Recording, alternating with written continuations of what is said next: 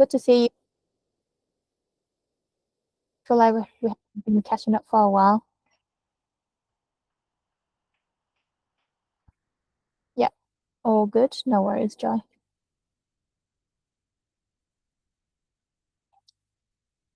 All right. So today, as I mentioned last time, we're going through the Notion training. Before I proceed, is there any questions you guys might have for me regarding to your client work? If there's anything that I can help you, Perry, Marisa, anyone, Jasmine? No, Kathy, any questions? Nope. Okay, all good.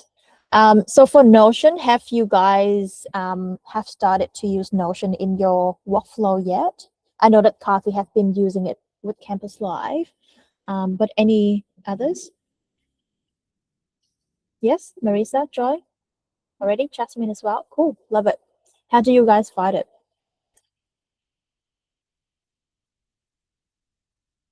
Good.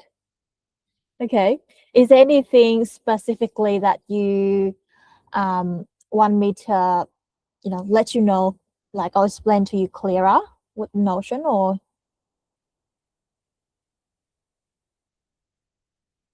no? Okay, that's fine. I'll just get started then. So the goal of obviously like here, I think not a lot of you have already used Notion, but because you have been working on client work now, but there's a few like Sarik, I don't think that he have been using Notion at all. Like for Azure Style and Campus Live. So the goal of this session is to make sure that you can confidently use it, use the workspace for your day-to-day client work. I know that Perry, he gonna use it for working with Jane. So I think it might be a good time to let you guys know about the process. So if you don't know, Notion is where we manage all of the client information, of the task, of the content, of the meeting notes, feedback, and resources. So if we use it properly, everyone can see what is happening, what needs to be done, what is the progress of the task, and who owns each task as well, and what is waiting for review.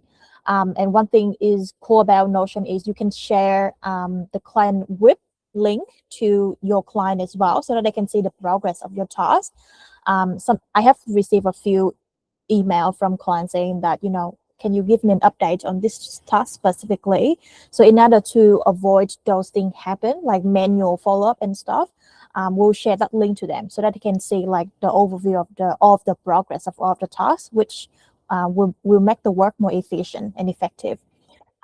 So by the end of today, I hope that you should know how to find your client pages, how to create tasks on Notion, how to use templates as well, how to prepare for meetings using Notion, and how to use the knowledge base that we created on Notion, and how to communicate through comments and task links. Yeah. So I'll share my screen and I'll walk you through it.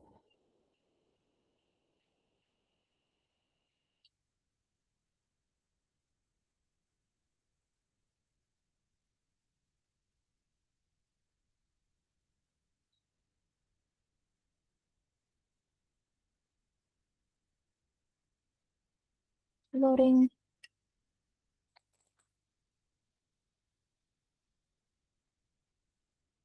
Okay, so now let's start with the workspace. So when you open Notion, you will see there's two main links you can see here. One is a client dashboard. So if you click into that, this is where you can find all of the client, the master task database of all of the clients. And then if you scroll down, there will be account type. So we will have different client, like a set of client in each of these account type. So for BYOB and Campus Live clients, it will be sitting here. So if you click into it, there will be client pages for those there. But if your client is working with social staff for a specific projects, then they might be sitting underneath like one of these. Sometimes you don't have to click into each of the link to find out about your client. You can just search for it as well, which might be easier. So for example, if you want to go to Richard Osteo database, you can be just like click into it. And then you can see the database of that client. Yeah. And then the second thing on this workspace is the company dashboard. One thing that I want you to pay attention to is only the knowledge base. This is where you can see all of the resources you might need for your work in here. Yeah, you don't have to worry about the below stuff. So you do not to memorize everything today. What matter is, I want you to know where to go when you need something. And the first thing I want you guys to do if you are working on a specific client is if you can search for the client's database that you are working on, and then you can just click into the star here, so that you can favorite that client, and that way the client will be appearing on the left navigation of your Notion. That will save a lot of time because next time you won't need to keep always searching for that client database again. You can just click to them and start working on tasks, etc. Yep. And now we're going to look at each client database. So I will use Campus Live as an example. So there are 4 main areas that you need to understand. The first section is the overview of the client or of the account. So it will show you what is the hashtag of that client. So for example, for Campus Live CL, and this you will use it for example, Google Calendar when you schedule meetings, or you can use it in the task itself as well. Here, for example, if you have a task, you put a hashtag of that client in there. It just give us it just clarify which client that task is working on. And then who is the person that is working on that account? What is the status of that account? Is it active or is it already finished? And if you want to add any important properties that you want, you can add it here as well. You can click into the 3 button here, the 3 dots here, and then add any field that you want to include in the overview section. So that is simple. The next one is client tasks. This is, I think, one of the most important section of the client database, because it will include all the tasks you're working on, the meeting notes, the progress of it, and who is the one that is assigned to that task specifically. And then I'll go deeper into that in a sec. And then the third section is a client WIP. This is something that I just mentioned before. So the client task database that I just showed you before is the internal use only. The client won't be able to see it. Yeah, but client WIP, this one is the one that the client can see. And this is the one that you will share with clients so that they can see all of the progress of your work. And then the last section is the client information. This is where you go when you need to understand the client business. So for example, the introduction of the client, if there's any important document that you want to save, for example, marketing plan or any account login access, you'll put it in here. So for client like Jane, for example, if they don't have an established Notion page, or these information have not been filled yet, I would like for you to start filling those information in, so that it's always there. Yeah. And then next is, any questions before I continue? Nope. Okay. Next is we're going to look at how to create a task. So every task needs to be clear enough so that, if someone in the team or if the client jump in, they understand, when they open it, they can understand what needs to be happen and the progress of it. So it's pretty simple and straightforward. So if you want to create a task, then just click the button new here. And then you will fill in all the details of the task. So the name of the task, so I will avoid doing like generic title. For example, just blog is pretty generic, and it could be getting confused between like the different blogs, right? So what I would do is I would say, for example, April blog, and then I'll put a hashtag of the client or the client you work on there, so you know exactly what that blog should be and who is that client is for. And then I will fill in all of the information here. So the type of the task, for example, if it's the blog, I will put blog here. The status, if you need to be initiated it, then put in initiated. If it's already in progress, change it to in progress status. And then another important part is always make sure that you choose or the client database always there, because if you don't put the client database there, it might get lost and it's really hard to find it again. And then you can also put in the drive folder. So if you write a blog on a Word document, you can put the link of that blog in the drive folder here. And for example, if in the blog you create a thumbnail for the blog, for example, and on Canva, you can put the link of that Canva here. So everything will be sitting in one place. You don't have to look for all of the links everywhere again. Everything was sitting in this one task link only. What else? I think that should be it. And then this WIP view is something that is really important as well, because if you feel like you just started the blog, it needs to have internal review. And if it's not ready for client review yet, do not tick the WIP review box here, because once you click WIP view, the client will be able to see it. Yeah.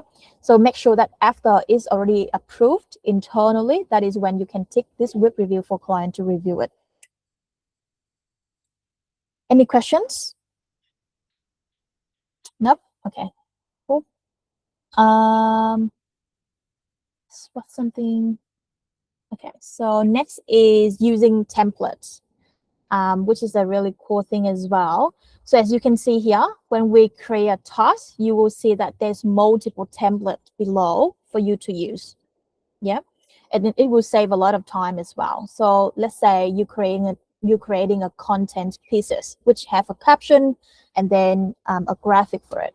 Then you can click to content template, click to it, and that way you know the structure and place to just input the deliverable that you have created.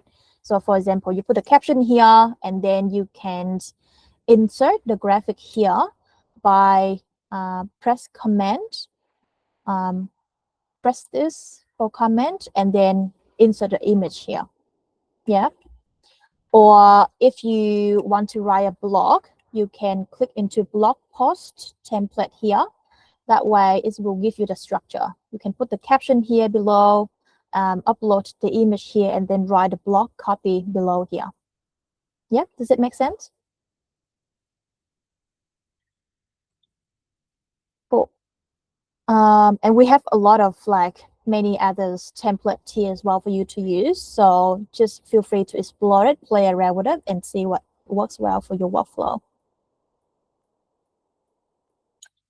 Let me see what else on the agenda. Okay, next is a publishing calendar.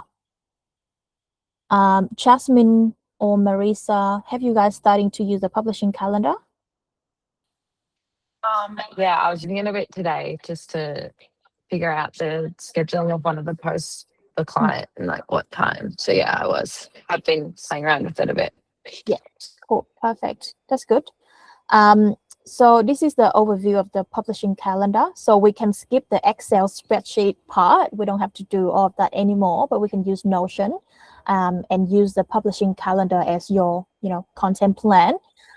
So you and your client know exactly what is the content, when does it need to be published, and all of the assets sitting underneath it. So it's really handy. So for Campus Live, we already have the publishing calendar. So let me find another one that haven't have one so that I can show you how to create it. I think and Kita might not have one yet.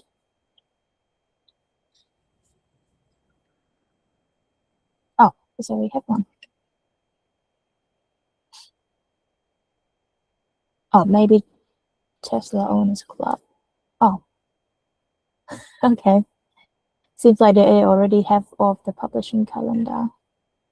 Okay, this one doesn't have one, so I'll show you the process. So in order to create that publishing calendar, it's pretty simple process as well. Click into the plus button to add a new view, and then go to calendar. After that, you can select master task database, so that is include all of the client database there. And then select the publishing calendar, and then just press enter. That way you can see, you can create the publishing calendar for your client.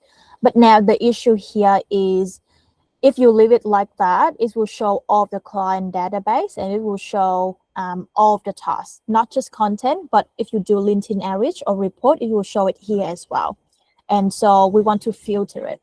So the way we can do it is, you can go to this filter button over here, and then click filter, and then go to client database, and then only select the client database that you want to show the content on. So in this case, it's Referral Hub. So I'll search for Referral Hub client, click it there, and then add another filter and go to the type. So I will just click post, or blog, or EDM, whatever you want to show in the publishing calendar. So that means that you don't want to show any, graphic, you don't want to show any landing page, website build, etc. You might want to select video as well if it's something that you will create for clients, or short form video. So you can tick to filter to see these stuff in the publishing calendar, and after that you need to save for everyone as well, because otherwise only save for your account and other people cannot see it. Yeah, save for everyone. So that is done. And then when you want to create a new content in the publishing calendar, you don't have to go back to the task list to create it anymore, but you can select the date that you want to publish that content, click the plus button here, and start the content creation process straight away. Yeah, so adding the new task, for example, I'll say April blog, Referral Hub, which is H, and then I go down here. Now you can't see the template, but if you click to it and then you click delete, I'm not sure why, but you will see the templates there for you to start using. Click content template, and then you can continue writing your content there. And then remember to select the client database so that it can be saved. And then if you have created the Canva design, put in the media link and then the Drive folder link there as well. Yeah, is it clear? Cool, love it. Let me see what else. Okay, preparing for meetings. So now we're going to cover how to use Notion for meetings as well. And for me, I usually use Notion before, during, and after every meeting. And it's a really good tool for me as well, because let's say before I have a meeting, I need to look through all of the tasks that, for example, if there's any content that I need the client to review, I need to know that as well, right? And I need to create a meeting agenda so that I know what I need to go through in that client meeting. So I will feel more prepared to go into that meeting. And we do have a meeting notes template for you to use as well. So similar to how you create a task, click new here, putting the meeting note. Let's say I have a note, the meeting today, I put the date there so that it is clear, and then always putting the initial, and then I'll go down here and then select meeting notes. Then it will give you the structure of what to include here. So that way you can put the agenda of what you want to go through in the client meeting. So let's say I'll write content review, and then I can tag the tag the content piece that I want them to review there as well, so that I don't need to navigate to different links every time that I need to show them. So the way to do it is you can click Shift and then Add, similar to how you're going to tag someone on social media, right? And then you can type in the name of the content that you created on Notion already. In this case, it could be April blog that I just created before. So that way it will be linked here straight away. So in the client meeting, you can just open this meeting notes tab and then go through each of the agenda items so that you don't have to fight off the links again. And then during the meeting, I will put my menu notes in here. So I know that Gemini always capture the notes already, but what I usually like to do as well is just typing any highlights, any notes that is outstanding that I don't want to miss right here. So it's always in one place. And then after the meeting, Gemini will generate a note for you via the Google Meet, via the Google Drive link or the documents, right? So what I usually do as well is I'll copy that link and then I will put into the Drive folder section. That way I can always go back to that note to look for all of the information. And then after every client meeting, what you usually do as well is you send them a meeting notes with more compiled, more shortened, more like a shortened version of the meeting note compared to Gemini. So what I usually do as well is just copy and paste the email that I sent to them below the notes here. So just capture everything. And then next is based on the meeting notes, we will know exactly what are the next step or what are the actions that you need to do out of that meeting, right?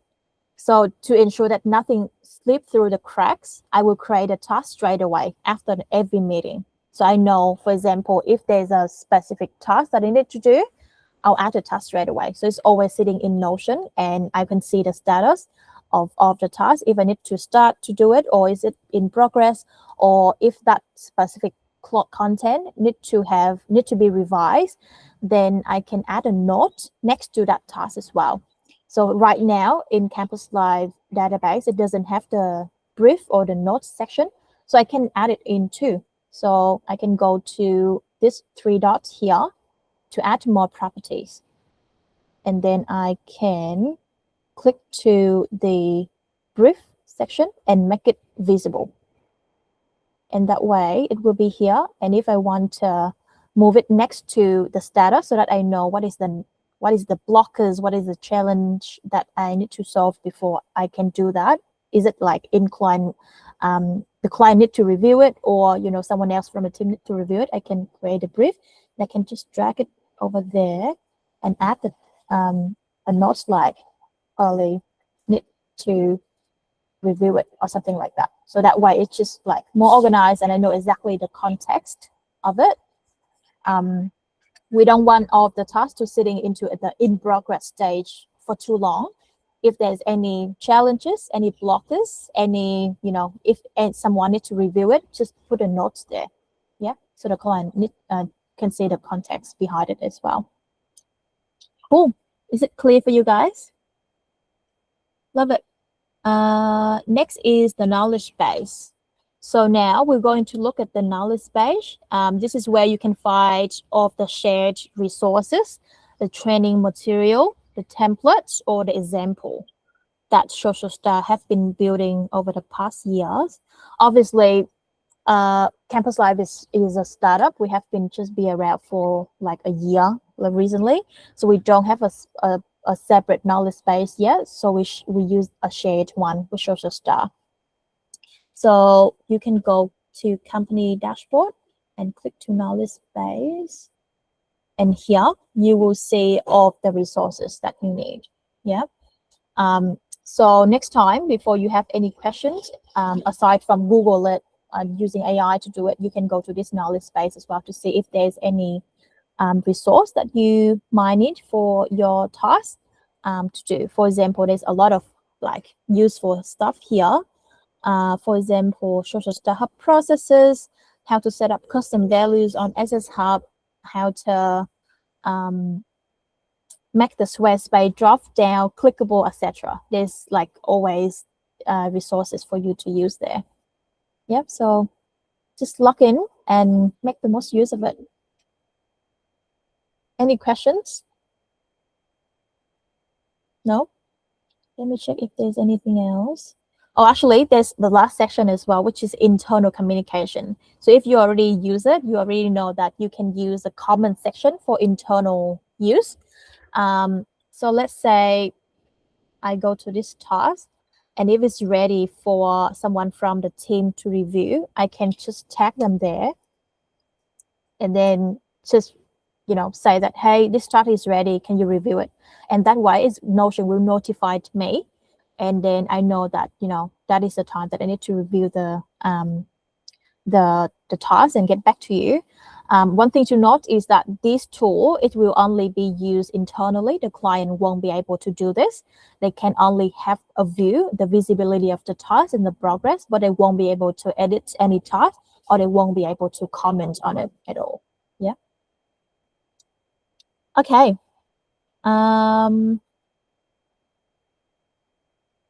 Next is, yeah, I think that is the core process of using Notion in Campus Live. So I think the main things I would love for you to remember is, you know, just keep your client pages easy to access, favorite them, so that it's always sitting in the left navigation of yours page. Use the master database for client context. Use a client WIP database for client-facing progress. Create clear tasks with owners, due date. Make sure to choose a client database as well, so that is sitting in there. Use templates to speed up the process. Keep the publishing calendar focused on the contents and the email only if you want anything that you want to publish, not other tasks like LinkedIn outreach, etc. Use the knowledge base as well to find any resources you might need. Use the comment section and tags for internal feedback, and also send client direct task link when they need to review something from you. Yep. I think if we all use Notion consistently, it's become much easier to manage the client work and support each other workflow. So I hope it's helpful. We have 1 minute left, so I'm open to any questions you guys might have. Otherwise, we'll finish up. Yeah, for today.